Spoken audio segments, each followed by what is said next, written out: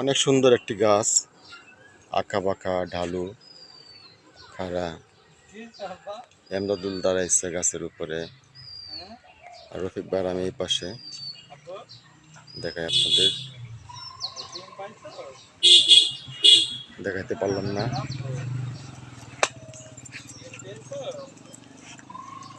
পুরো গাছটি আপনাদের আমি এই জন্য আমরা আন্তরিকভাবে দুঃখিত যে সামনে আমাদের দেখাতে পারলাম। বন্ধুরা, গাছটি অনেক বড়, পুরাই যেন একটা আগুন। এবং এমদাদুলকে একটু জুম করে দেখাচ্ছি, দেখেন গাছটি দেখেন বন্ধুরা।